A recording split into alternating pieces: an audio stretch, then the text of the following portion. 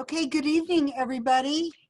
Welcome to our inaugural event for Creating Conversations with Literary Women. We are very excited to have you all here and very encouraged by the fact that almost 300 of you registered for tonight's event. So thank you for doing that. I'm Terry Gilman of Creating Conversations. You may recognize me from the festival. We are your pop-up bookstore at Literary Women of Long Beach.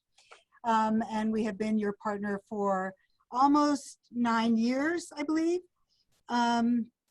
We value our relationship with Literary Women of Long Beach, and that is actually what has led to this event tonight, is this wonderful partnership. Barbara Wild is the chair of Literary Women and would also like to welcome you and introduce our guests. Have a great evening. Thanks, Terry. Hi, I'm Barbara Wild, and I am chair of Literary Women, and you do know us because we do put on that festival annually where we get to meet in person with everybody and have a good time listening to authors. Today is a little different, but thanks to technology and our partnership, our collaboration with Creating Conversations, we are able to bring you Elizabeth Wetmore, who's going to be talking about her stunning debut novel, Valentine. She will be in conversation with Pam Atherton, who I will tell you about in just a moment. We at Literary Women value two things above all. One, supporting authors, and two, supporting independent bookstores. Today, with your help, we're able to do both. So thank you all for being here. I'd like to tell you about Pam Atherton. Pam is an award-winning radio TV personality. She counts among her guests Madeleine Albright, Leslie Stahl, just to mention a couple. She's also a workshop leader and a keynote speaker and strongly believes in women. She moderates panels that speak to her heart. Very talented, and we are lucky to have her. So Pam, I'm going to give this to you. Thank you so much. A big thank you to Creating Conversations and Literary Women. As you said, this is a new way to connect, and that is very exciting that we're doing it this way. I have some housekeeping things to go through while we start, before we go. And the first one is, feel free to leave your comments in the chat box.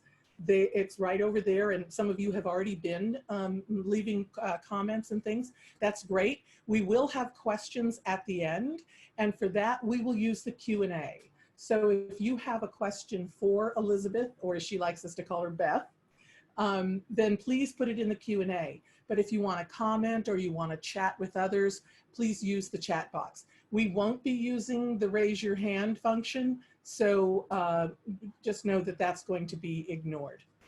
If you don't have a book, then you can purchase one from Creating Conversations bookstore. And Terry, if you don't mind putting that in the chat box so everybody can see that. And by the way, Terry and Beth conspired to get us some signed book plates. While they're limited and while they last, when you order a book from Creating Conversations, you'll also get a signed book plate from Beth. After the event, you're going to be getting an email where you will have the opportunity to sign up for the newsletter for Literary Women, and also to email them if you have any input, any questions, or any suggestions, or people that you'd like to connect them with. So if you'd also like to get a hold of them, you can do that through the email that you will get after the program. And because this is a live broadcast, you may hear some dogs barking and some cats walking across keyboards and doorbells ringing. That is the beauty of live broadcasting. It's real life in real time. So today we look forward to having a conversation and a lot of laughs with Beth Wetmore. Let me introduce you to Beth. She has done it all. She's waited tables and driven cabs. She's painted silos at petrochemical plants and been a classical musical announcer, and she's taught English. She also is a graduate of the Iowa Writers Workshop and a recipient of a fellowship from the National Endowment of the Arts. And now she can proudly add to her bio a New York Times best-selling author with her debut novel, Valentine. And I must tell you, that is a remarkable achievement as a debut to come out on a New York Times best-selling list. She's a native of West Texas, Odessa, but she skedaddled right from that area when she was 18 years old on her way to a new life. So why does she go back there to write this book in Valentine? We'll find out. We couldn't be more thrilled to have Beth as our guest for Creating Conversations and Literary Women, and I'm personally excited to be part of the conversation. So Beth, welcome, and thank you for your time with us. Hi, thank you so much for having me, Pam. It's such an honor to be here. Thank you for being in conversation with me. It's really an honor to meet you. And thank you to Literary Women for having me, and Terry Gilman of Creating Conversations. You know, I didn't have a sort of traditional path. I left home young and spent several years working before I made it to college. And in those years, librarians and independent booksellers were really my college professors. They were my literary advisors. So I had been a kid who loved to read, but hadn't had a lot of focus or a lot of guidance. And so, you know, I could walk into a bookstore in Venice Beach and mention that I had read, you know, James Baldwin's, you know, If Beale Street Could Talk, right? And an independent bookseller could say to me, well, if you love that, you should check out his beautiful, perfect, you know, debut novel, Go Tell It on the Mountain. So independent booksellers have been incredibly important to me, and I'm so grateful to be here. And then finally, thank you to all of you who have joined us. It's a delight to be here. So I'm sad that I can't be with you in person, but something I've thought a lot about in recent weeks has been that, you know, this is also an opportunity, right? There are probably people in the audience tonight who would not have been able to attend this if we had met in person, and I'm so happy you're here. So thank you. Okay, well, we're thrilled to have you. So I know Terry has already put in the chat box how to get the book. So for those of you who do not have it yet, you may do that. But for those who do, great, you're going to know a lot of what we're talking about. But for those who don't, they're not perhaps familiar with the story, Beth. So give us a little rundown of the journey the book takes us through. Sure. The book is set in 1976. It begins on the morning after Valentine's Day in the oil patch city of Odessa, Texas, and it explores the aftermath of a vicious crime against a 14-year-old Mexican-American girl and its lingering effects on her and her family, as well as the other women and girls in town. The story is told through the voices of 7 characters, among them an old woman who thinks she's made all the big decisions she's going to make, a young girl whose mother has left town without her, a waitress who hopes to make a better life for herself and her young daughter, and Glory Ramirez, the teenage girl who's struggling not to let one terrible moment define the rest of her life. So let me ask you, I recognize that the story opens on Valentine's Day, but you named the book Valentine, and I didn't see a whole lot of chocolate and champagne in the book. Why did you name it Valentine? Yeah, you know, it was, I had other titles and none of them had ever felt quite right. And there were a couple of things going on there. The first was that it occurred to me it occurred to me at some point that several of the men in the book use the word Valentine to refer to the girls and the women. And I was interested in kind of taking that, you know, away from them and sort of putting it in the voices of the girls and women. And then of course, there's the fact that the book starts, you know, right after Valentine's Day. And then finally, I started to think of kind of the old-fashioned, you know, view of a Valentine. A Valentine is a love letter. And so while this book isn't, you know, always the happiest or the easiest book, you know, and can be, you know, take a pretty unflinching look at my hometown, I really did see this book as a love letter to my hometown and to West Texas and to the women and girls who grew up there and who live there still. So let's talk about that, because you couldn't wait to leave when you were 18 with what, 200 bucks in your pocket or something? Yeah, yeah. You know? So why was this the book that you wrote about? Why come back to it? Yeah, you know, that's such a good question. I think that, you know, without sounding too cheesy, you know, there are books that we have to write. You know, I had spent my entire adult life hearing the voices of the women and girls I had grown up with in my head and recalling conversations I'd heard growing up on a street very much like Larkspur Lane. And, you know, while initially I did not want to write about my hometown at all, it became clear to me at some point that I had to write this book. And once I made that decision, you know, I was kind of off to the races. And also, you know, while I left my hometown at 18, I still have family there. So I've always gone back a couple of times a year and, you know, and watched the town go through, you know, more, you know, several incarnations of the kind of oil boom and bust cycles that are of such interest to me. So the book is not a Western by any stretch of the imagination, but it takes place in West Texas. It has the feel that a Western has in it. And all the Westerns pretty much that we've read are about these heroic men and the women who supported them. And this is not. This is about women and their strength. Explain that. Were you inspired at any point in time or led into this because of Westerns? Yeah, there was a period of time when I was a young woman where I really, really fell in love with the genre of the Western. And while I didn't set out initially to sort of, you know, subvert the Western or to kind of take the Western and sort of put it in the hands of women and girls, there really did become a moment where I realized and was conscious of using some of the tropes of the Western. So for example, there are tons of guns in Valentine, right? But they're all in the hands of the women and girls, right?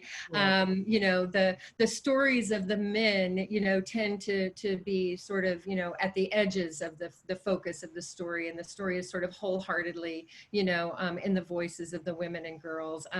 You know, there's a kind of rough justice that's often associated with the Western. You know, the kind of sense that justice doesn't come through, say, the legal system, but that, you know, people, you know, take it in their own hands. And so there, all of those things were things that I became aware of, but not at first. I was several drafts into the book before I really started to think about that. Yeah, well, it comes through, and the strength of the women comes through, and they're not perfect women by any stretch of the imagination, but we see them as real people, and we can identify with so many different parts of them. And I think that is what truly makes it a good Western, if you will, without the heroic man and the supporting woman. Mm-hmm. You know, so it's great. And by the way, Friday Night Lights was written about Odessa, and you have a personal connection with that. Yes, my sister went to the high school. She was in that graduating class when that book was written. So, you know, I got to hear about. I was gone by then, but yeah, you know, when he was there, you know, doing research for the book. You know, it was a big deal. You know, so and I actually relied on his book quite a bit in the early stages of writing Valentine. It's such a well-researched piece of writing. You know, like a lot of books that come out of West Texas, you know, in Bissinger's books, as in some fiction, you know, I missed the presence of complicated women and girls stories, you know, so it's not a criticism of the book. It's not what he was setting out to do, but, you know, it was noticeable to me. Well, but if anybody is from West Texas or Eastern New Mexico, you know that football is the end all be all. When I'm originally from Los Angeles, and when I moved to Eastern New Mexico, there were 3 radio stations that carried the high school football games. And I was shocked because nobody carried them here, but right. That's how intrinsic it is. Mm-hmm. And I think that also supports that male orientation that you took us away from and said, hey, there were women there too. Right. Yeah, without a doubt. I mean, that in the oil economy, you know, and oil patch is a very male dominated, you know, working environment even now, and particularly back in 1976, you don't see a lot of female roughnecks even today, you know, so the whole economy, the high school football, the, you know, the kind of harshness of the terrain, all of that, you know, really sort of tends to focus the attention on men and boys. Yeah. Well, and you took a very difficult way to present the story through the voices of I think it's 7 different women with different points of view, that some were third person, some were first person. I mean, that's very difficult to do. How did you come to that decision? That's such a good question. Mary Rose's section is the only section that's in first person, and I knew right away that her sections would be in first person. The rest of the decisions I made, honestly, I make these decisions intuitively, and I also make them by sound. I read a lot of poetry, and when I teach fiction workshops and people ask, how should I write fiction? How do you get better at writing fiction? I always say, read more poetry and also read your work aloud. So I read aloud constantly, and I really make all of these decisions based on how it sounds to me, how the character's voice sounds to me. So, and I had some sections that I changed. I had one chapter that was in a second person. And I made a decision at some point that I was already asking a lot of a reader with 7 different points of view, and really a pretty short novel, and so I made some decisions based on, how much I was asking the reader to sort of jump around between points of view. So. Well, and it's a very difficult thing to do because every one of us who had an English teacher told us you write in one perspective and it's better be third person, Right. I mean, pretty much. And here you are all over the place, but we're able to follow along. So how did you keep organized? Well, I worked on the book for a very long time, from start to finish. I worked on the book on and off for about 14 years.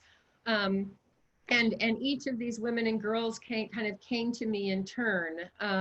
When you work on a book for that long, the world changes, but you change as well, and so one of the things that happened in my life was I became a parent, and once I became a mother, the lives of some of these characters really came into much sharper focus for me. I was able to understand these mothers' love for their daughters in a different way. I was able to view them through a much more compassionate lens. You're right, they are terribly flawed, every single one of them. And Right. I mean, and some of them pretty deeply flawed, there are a couple of characters, for example, who are never able to rise above their own, the racism of their time and place. So I worked on them each in turn, but the things that happened in my life and in the world as I was writing the book really changed the way I saw these characters as well. So can we go through some of the characters? Sure. All right, let's do that. Let's start with Gloria, who by the end of the book's name is Glory, and I don't want to give anything away unless you do, and it's up to you if you choose to. But tell us about her and any of the struggles that you may have had in working with her. Yeah. So in a lot of ways for me, Glory is truly the hero of this book. And I've been in a lot of talks where people focus their attention on Mary Rose and everything that she does to help Glory in the early pages of the book. But to me, Glory is really the hero of the book. She's 14 years old. She's Mexican American. Her mother is an undocumented worker. Her uncle is also a U.S. citizen who sort of earned his citizenship by serving in the Vietnam War. And in the opening pages, as the book opens, she has made the horrible mistake of getting into the truck with the wrong man, and she has survived this rather vicious assault. So as the book opens, she is basically saving her own life. For me, she was the hardest character to write, hands down. And there were all kinds of reasons for that. Part of it is the sort of viciousness of the crime. I was incredibly mindful of the sort of ethics of, as a writer, of asking a reader to witness this kind of suffering in the opening pages of the book. I was mindful of not wanting to exploit, right, this crime, to treat this crime as nothing more than a way to get my novel moving, right? But most importantly, her life was so very different from mine.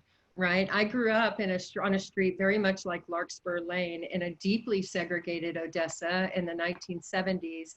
And Glory's experience, her family were completely different from mine. So I was nervous, about whether or not I could do justice to her story and treat it with the kind of complicated nature that it deserved to be treated. So yeah, she's the one I struggled with her more than anyone. And to this day, she's probably the character I most worry that maybe I didn't quite get it right, But, like actresses, right, and actors, writers have to inhabit the people they are creating. And so you also have to be so aware of people around you that you pick up on things that are able to create that character.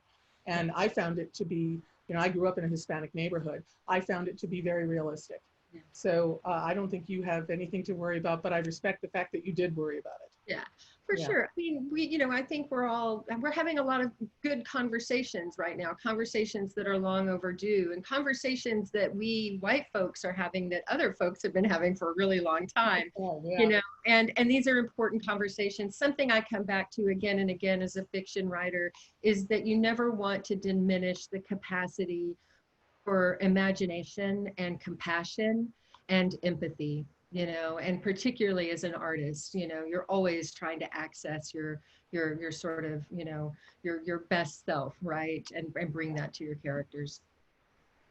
Okay, so let's move to Mary Rose, who is probably the most courageous because she has to combat not only her feelings, but the feelings of the entire town to do something that nobody wanted her to do.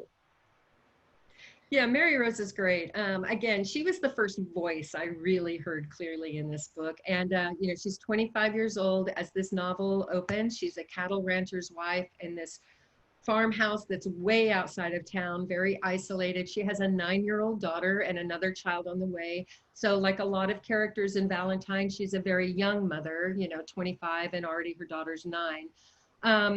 And, the question that I was interested in with Mary Rose was, what do you do when a wounded stranger knocks on your door, right? Seeking help, even, and do you open that door? And having opened that door, what is your responsibility to that stranger?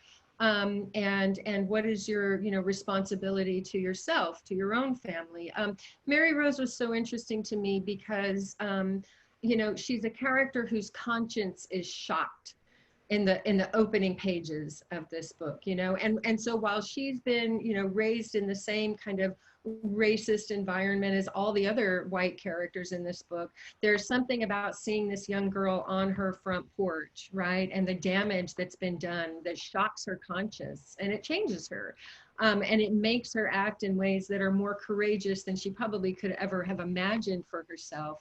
And I love that. I mean, I think this is something that all of us, can kind of understand, this idea that you don't think of yourself as particularly courageous, right?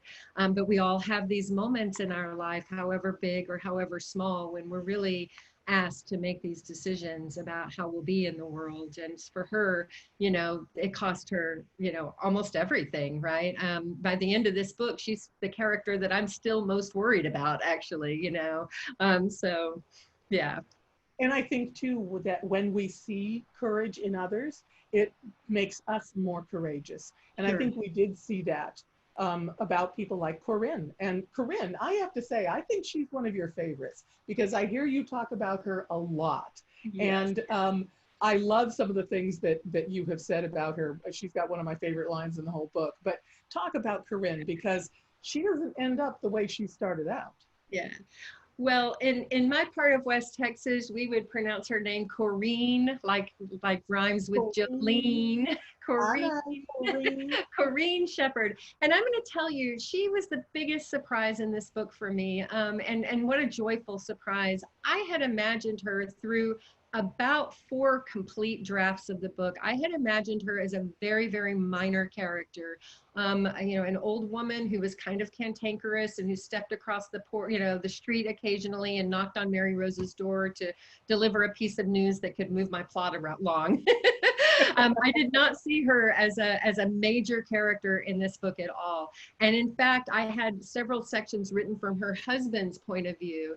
And when I decided that, I was going to have all the sections from women and girls, points of view, I was trying to figure out what to do with Potter. And I found myself wondering about Corinne. And once that happened, and I really started to ask myself questions about her life and who she was and what her situation was, she really just rose up off the page. And she's a great character. I mean, as this book opens, she's a character whose husband has recently died.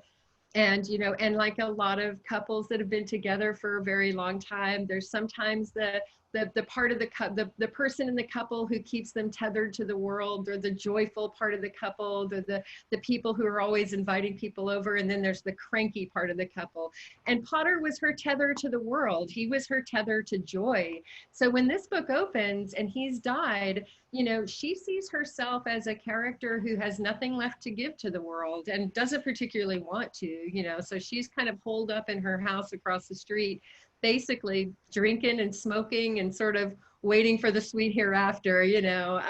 And of course that's wrong, right? You know, of course she hasn't made all the big decisions, you know, until they carry you out the back door in the pine box, right? There's always time to change. And she does. And I love her so dearly in this book. With her best friend, Jack. She spends her time. Jack Daniels, you know him. Yeah, right. Yeah, yeah. And it's interesting because, and we'll talk about this in a little bit, but when this becomes a movie, because it's not a matter of if, it's a matter of when, that's the character everyone's going to clamor to be, because she's just, you know, wonderful. And I sat there the whole time going, I could do this character. I could do it. It's me. So it's really a fun, fleshed out, changed character that's wonderful. And part of her being changed is Deborah Ann. Right. You know, yeah. So let's talk about Deborah Ann, who is the same age you were during that period of time. Yes, Deborah Ann is the character that I really drew from my own life. I was about 10 years old in 1976. And so, you know, I was able to really, you know, mine my own memories of the street where I grew up, which Larkspur Lane is very much based on. So much so that when my dad read the book, he said he totally recognized everything, you know, the drainage ditch, everything. But Deborah Ann and Corinne both, they do a lot in the book, but one of the things I think they most do is they inject a fair amount of levity into a book that's not terribly happy in a lot of ways, and it's kind of a difficult book. So that levity, I think, was welcome for me as the writer. But Deborah Ann is 10 years old. Her mom, another very young mother, has decided that this is not the life she wants, and she has left town and left her daughter behind. Her father is working in the oil patch in the midst of a, you know, coming oil boom, so he's never home. And so basically she's kind of this like about half feral child who just sort of wanders around Larkspur Lane getting into all kinds of trouble, but also in the way that this comes up again and again in this book, you know, helping to save Corinne, right? You know, looking in on this old woman. You know, there's a moment where Corinne thinks that, you know, Deborah Ann is asking her for something, and she's never really aware of how much she, you know, the child is actually doing for her. So, and she was a great character to write, you know, because she had so much freedom of movement, you know, and this is set in 1976, and I didn't anticipate the joy I would get in writing from during a time when there were no cell phones, you know, when you know, when the phone service could be knocked out in a windstorm, right? When characters could, and especially children, could disappear for a few hours and be really truly alone and on their own. And it was such a joy to write that. Well, and I think she's also the moral conscience of the book, right, when you take a look at the good that she did for Corinne, and then also for Jesse Belden. And this is like a weird out of nowhere. You think you know everybody, you think you know what's going on, and all of a sudden we meet Jesse. And he brings a whole nother level to this book that doesn't have to do with the story at hand, the rape particularly. It has to do with people and kindness. And I think that's critical. So tell us a little bit about Jesse. Yeah, Jesse's great. There are a lot of veterans in my book, and actually there are a lot of veterans in all my work. I have a real soft spot for veterans. My dad was a veteran. He was a medic in Vietnam from 69 to 71. And he came home from the war and immediately went to work in the petrochemical plant in my hometown, where he worked for the next 35 years. And that's very dangerous work. You know, I have very clear memories of the phone ringing in the middle of the night and my dad getting up and going out to the plant because there'd been an explosion or an accident or a chemical spill, you know, and having to deal with injuries and, you know, traumatic amputations and stuff like that. So of course I didn't think about this as a little girl, but as a woman, I've often found myself musing on this idea of surviving a war right? And the horrors of a war, and then coming home and spending the rest of your working life, working in a really dangerous, industry that in some ways was kind of like its own sort of daily battle, right? And then Jesse, is a young man who's come home from the war like John, but his home was in Eastern Tennessee, and he comes back in the 70s and returns to a hometown where there are no jobs and no real prospects for him. And like a lot of young men at that time, he makes his way to West Texas thinking he's going to make a lot of money in the oil boom. And this was something I witnessed a lot as a kid. In an oil boom, the whole town would fill up with these young men from all over the country, without a lot of skills, without a lot of education, without a lot of money or resources, who came to Odessa to make money, right?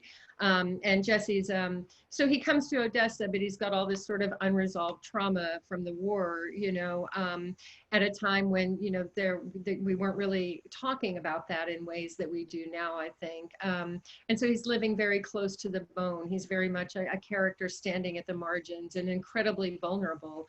And you're right, Deborah Ann in that regard is kind of the moral conscience of the book, because she, cares for him, right? But this is for me, this is a theme all through the book, is how do we care for each other, right? I'm very interested in characters who don't have a lot of education or a lot of money or a lot of power, and the way they find to care for one another's and the dignity of their lives, right?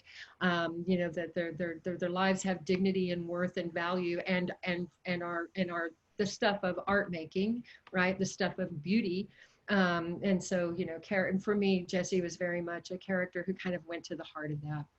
So. And I think that you also point out to us that small kindnesses matter. Right. Her bringing a sandwich, her whatever, and that we tend to think we're not going to do something because it's not big enough. We're not doing enough. But those small little kindnesses mean a lot. And she's proof of that. Deborah Ann is with Jesse. Yeah, and you see that all through the book a couple of times with Glory, I mean, I think,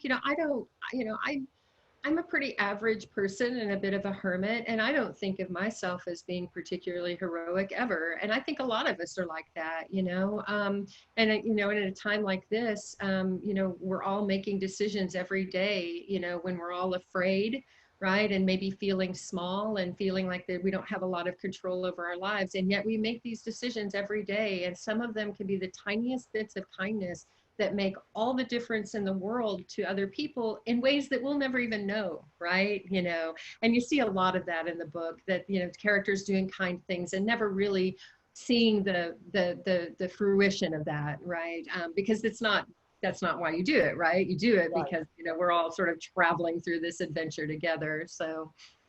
Yeah. Did you find at a certain point in time that some of the characters took over and wrote themselves and maybe didn't even go in the direction you were expecting to go? Practically all of them. No, I'm serious. This book went through so many drafts, and it was so different from, the early drafts. And part of that is because while all the characters in this book were very loosely based on women and girls I knew growing up, every single one of them, draft by draft, right, the fiction kicks in.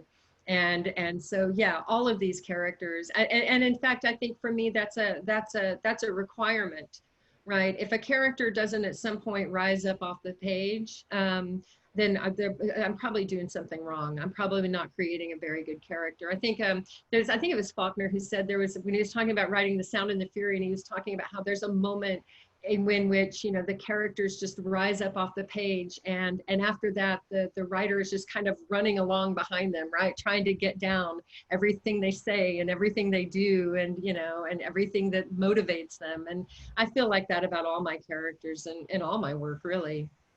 Yeah, you think you're going one way and the character takes you somewhere else. Yeah, and you got to listen to them, right? I mean, if you've created real characters, that are complicated and nuanced and have their own dreams and hopes and fears, then they should be doing that at some point, and you got to get out of the way, right? That's the wisdom, is knowing when to get out of the way. You are an inspiration for so many of us. And girlfriend, can I say how old you are? Yes, please do. I have earned every one of my years. Beth is 52. This is her debut novel. So for anyone who has been thinking, oh, it's too late for me to start this career, it's too late for me to start this project or whatever, you are living proof that that is just not the case. Did you always know you wanted to be an author, or did it come to you later in life? How did that work? It came to me later in life. I don't think I wrote my first short story until I was in my late 20s. I was a child and a young woman who loved books. I loved stories. I think I could make a pretty good argument that books saved my life. As a young girl growing up in Odessa, it's a pretty rough and tumble environment. And, books were my escape. They were my way of seeing that the world wasn't the same everywhere else as it was in my hometown. But I don't think it ever really occurred to me to be an author. And I think there were a couple of things going on. The first was that as a little girl, I just worshiped writers, I thought they were like sages and priests and rabbis, and that they just didn't occupy the same plane as the rest of us mere mortals. And I think imagining that for myself was difficult for me. But also I come from a really blue collar background, where earning a living is front and center all the time. And things like, writing or painting or acting are hobbies, right? They're things you squeeze in around the edges of your life. And in fact, for most of the time I was writing Valentine, I was squeezing it in around the edges of my life. I was working and raising my son and being a friend, right? And living the life that I apparently had to live to be smart enough to write this book, because I think that if I had written this book, if I'd tried to write this book at 25, I don't think it would have worked. I don't think it would have been as good. And I know that there are plenty of writers out there who write these beautiful, fully formed, moving novels at the age of 25. But let me tell you, I was not one of them. I really had to go out in the world and learn some lessons the hard way, and learn to be in the world, and really learn to look at the world through, a lens of compassion and kindness and love, and particularly to look at my hometown through that lens. Let's take a look at your journey to becoming a New York Times best-selling author and being published. So first of all, did you ever feel or ever worry that nothing would come of your book, and then, you just put it off to the side, sell a couple copies, and then go, write another book?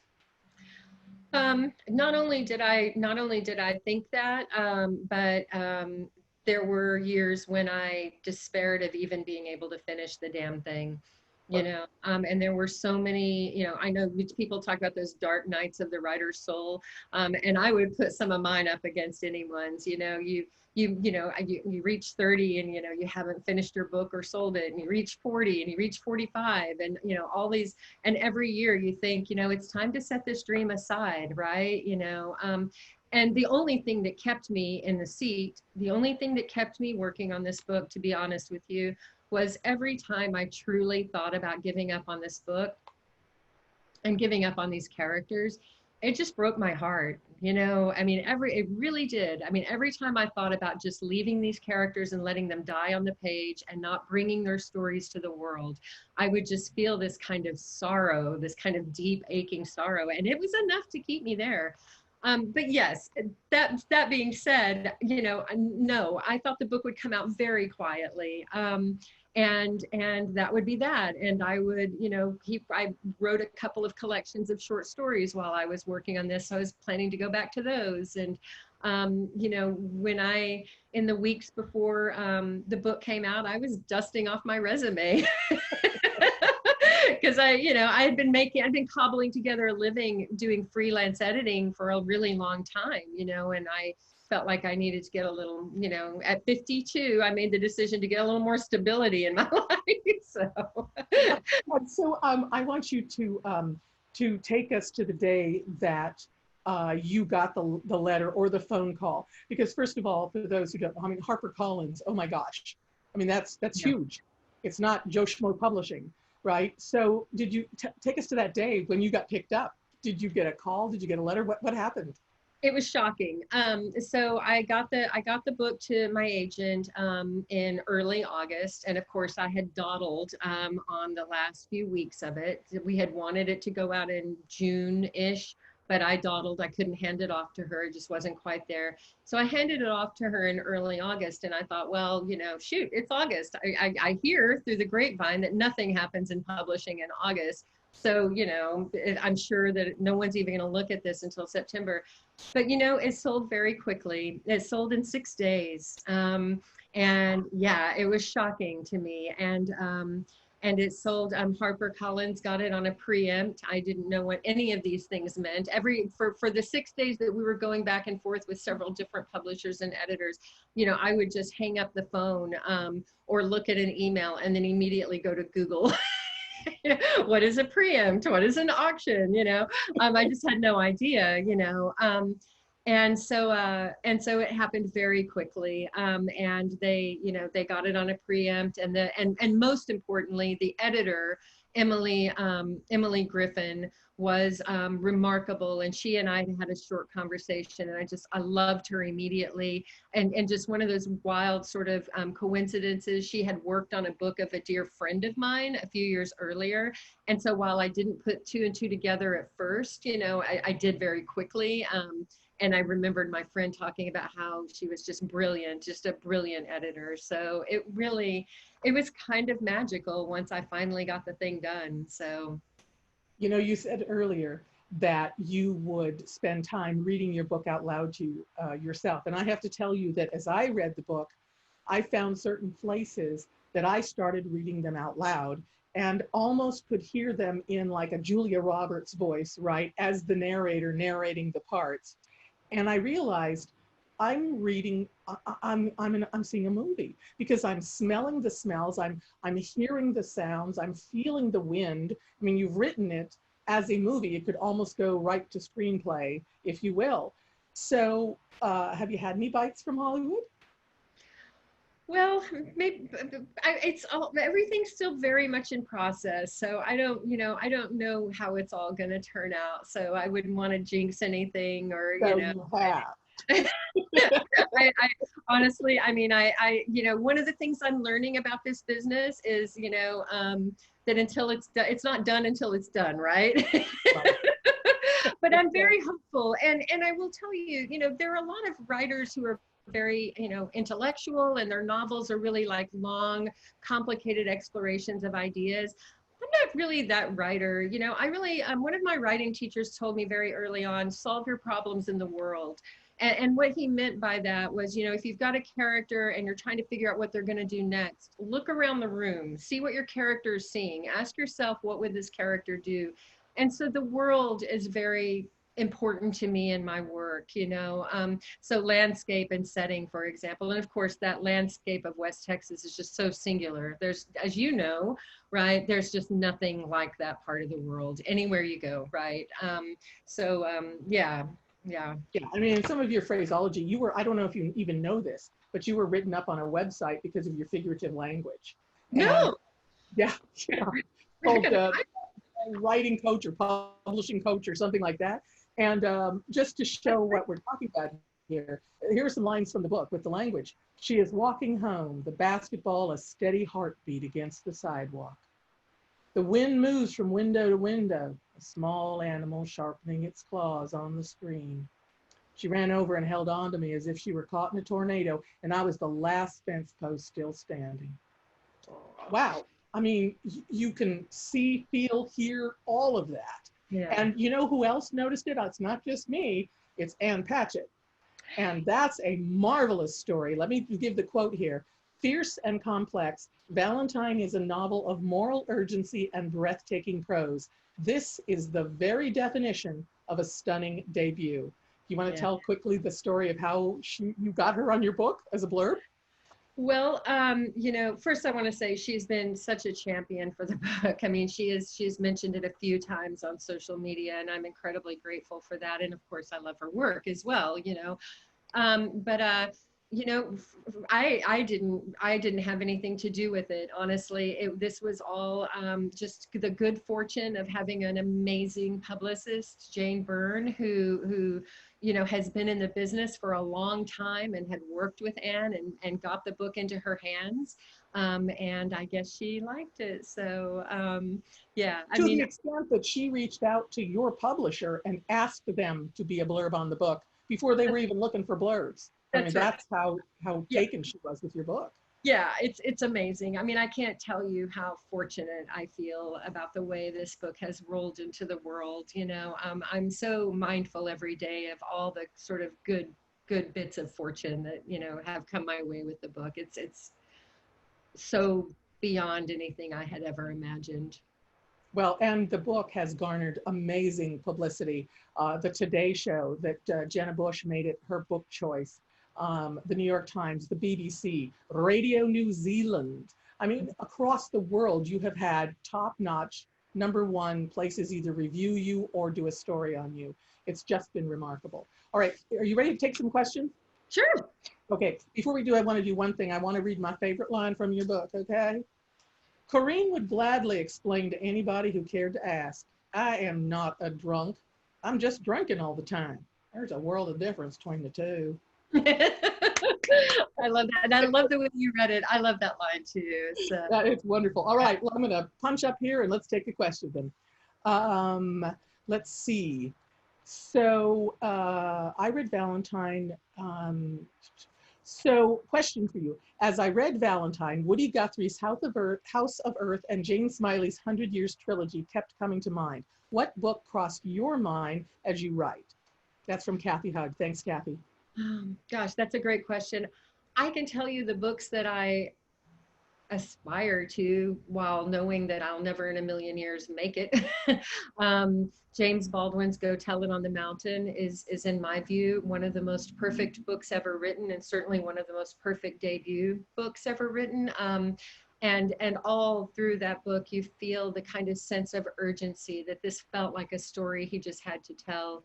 I admire deeply Luis Alberto Urrea's books, and I had read most of his books, you know, before I began the book, you know, the books that had come out, and have read his books since. I love the sort of deep tenderness with which he looks on all of his characters, even the most, you know, even the worst of them, right? Even the most deeply flawed of them.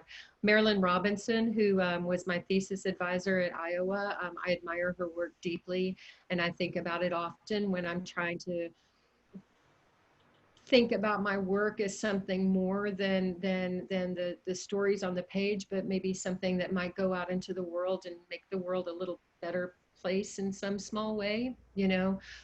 Show us the dignity of humanity. Something that's kind of easy to forget sometime, right?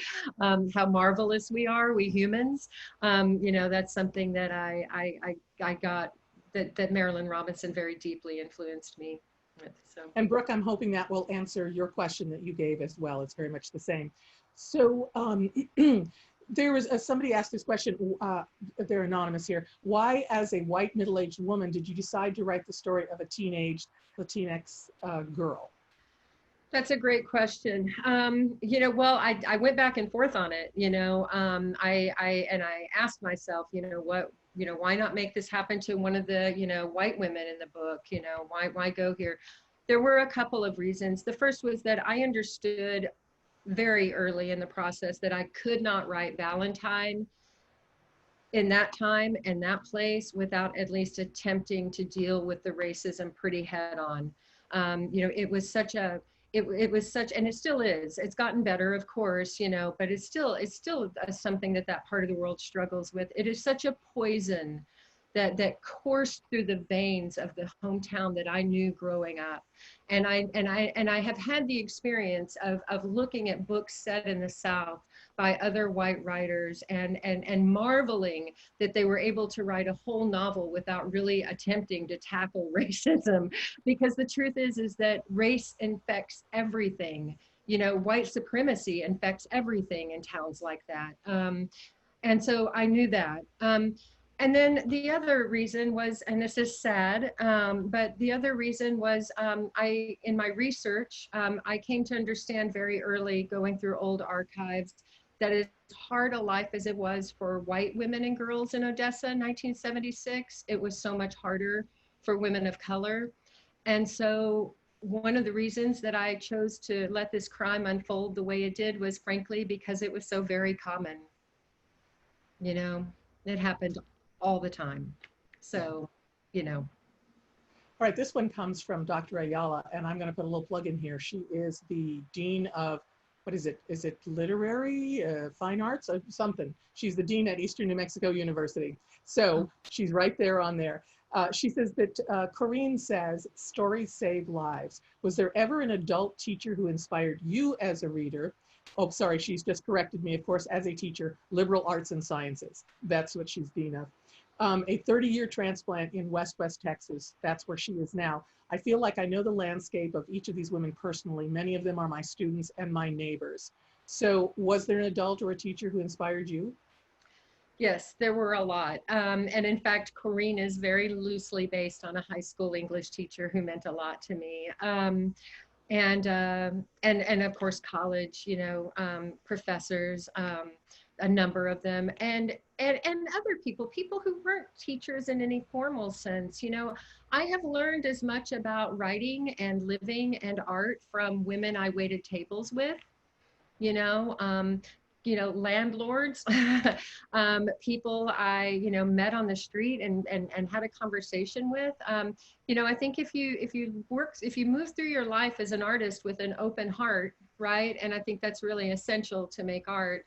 You know, you learn lessons all the time, and you learn them from all kinds of people. So yes, there have been every day I encounter a teacher if I'm doing it right.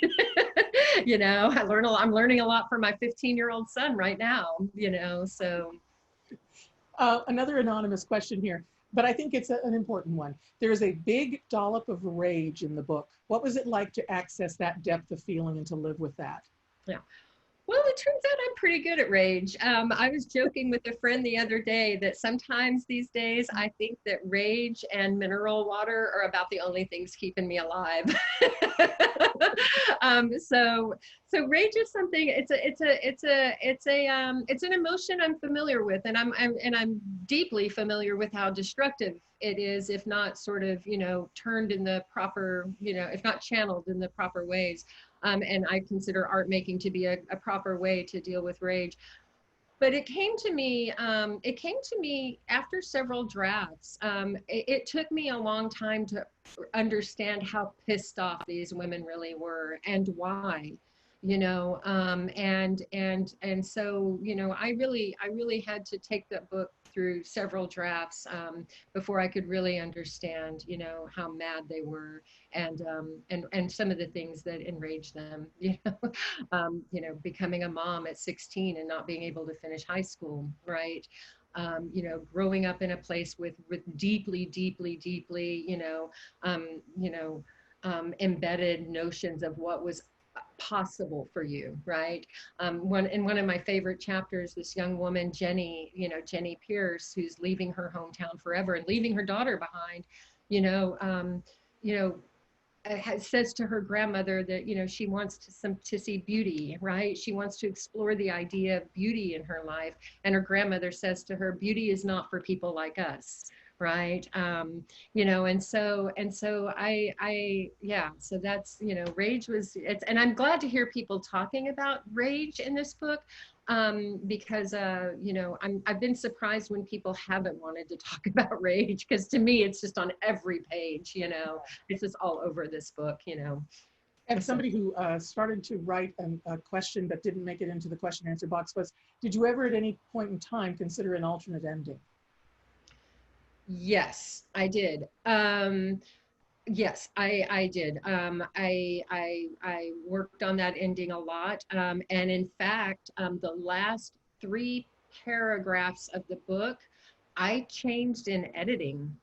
So we were all the way into editing, and it had never felt, you know, the ending of a book is such a thing, right? You know, you're like, this is my last chance. It has to be perfect, you know. And I had never felt like 100% okay with the last 3 or 4 paragraphs, but I couldn't ever figure out why. And it felt like it was an organic ending. So why didn't I love it, right? And then finally, you know, very late in the process, I realized what the problem was. I won't tell you because I don't want to give too much away. But yes, and those the last 3 chapters actually. You know, I had imagined different endings for all of them, and they, you know, they changed, you know. One of the endings, and again, I don't want to give anything away, was almost a throwaway, but it was a critical one. And it was right near the end of the book. And I thought, interesting that she didn't focus very much on that, because that really wasn't the story, Right. you know, about what happened to him. Right. Right. Yeah, Yeah. exactly. All right. So 2 more questions because we're running out of time. And we didn't even get into this whole concept of women's violence against women and discrimination, which would be a whole thing for your book clubs, ladies. If you have them, please consider it to have Beth with you. But one of the ones, because we do have some women who are writers in this group, how did you go about finding an agent? That would seem to be very challenging at your age also. Well, I will tell you, I'm not a good person to ask because I got very, very lucky. My agent saw one of my short stories in a literary journal and sort of tracked me down. So I was incredibly lucky. Yeah. So the answer to that is always be writing. Right. And don't overlook these literary journals as excellent places for excerpts of your work or your short stories to come out, you know, or your poems or whatever, for sure. Yeah. All right, and Patricia Lucy has our final question, which of course is on all of our minds. Is there another book coming? Yes, and I'm hoping it will not take me 14 years. So I have a lot of material. I have a lot of material that did not make it into Valentine. Actually, about 10 years worth of material that did not make it into the final draft of this book. So yes, and of course I've got some short stories as well that I'm hoping to get a couple of collections of short stories out very soon. So. All right, so one final thing, especially for those who have not read it, what is the one thing that you hope that people will take from this book after they read it? Oh gosh, that's an amazing question. I guess no matter who you are or where you're from, you know, or how you see yourself or don't see yourself, we are all capable of stepping up to the plate and being enormously heroic when the time calls for it. And I can't think of any time that calls for it more than right now, actually. So I guess that would be the takeaway, you know, and our lives and our lives wherever we're from, whatever our stories are, have dignity and are worthy of art making. Yeah, we all have courage. Okay, and of course you will come back sometime? I would love to. Okay. All right. That's going to be it for us. Now, if you want to know more about Beth, you can go to elizabethwetmore.com. If you'd like to know more about our friend Terry and Creating Conversations, you can go to creatingconversations.org, or for more about literary women, go to literarywomen.org. Thank you again to Creating Conversations and to Literary Women for creating this conversation with Beth. Thank you, Beth. Very quickly, just say, I think I've thanked everyone, but those of you who attended, thank you very much. And those of you who bought the book, thank you, or thinking about buying the book. I know that for a lot of us, money is super tight right now with everything that's going on. And I am grateful to you for buying Valentine and reading it. It means the world to me, and it means a lot to my family too. So thank you. And thank you, Terry, for helping to making this all happen and put it together. And don't forget to get the signed book plates. But off to you, Terry. I just want to add my thanks to everyone for coming. I will tell you that we are seeing book sales come through during this event. So that's very gratifying. We do appreciate it. Everyone here has volunteered their time to be here. I want to thank Pam for doing an amazing job of interviewing Beth. And Beth, what can I say? We adore you. Thanks to all of you. I know Mary Elizabeth pasted a link to the book in chat. And thanks to everybody. Have a really nice evening. This again. Yes? Will we do something like this again, Terry? I hope so. Okay. Good night, everybody. Terry, thank you so much. Bye. Pam, that was amazing. Thank you. That was so great. I really appreciate it. So Terry, I'm so grateful to you for hosting me. It means the world to me. Thank you. I'm going to say from Literary Women, we're thrilled with the collaboration, and with Pam, you're such a pro, and Elizabeth, Beth, we couldn't have asked for more in an author. Thank you for being so personable. Yeah. I hope to see all of you in real life sometime soon and have a margarita or a glass of wine. Hello, a salty dog.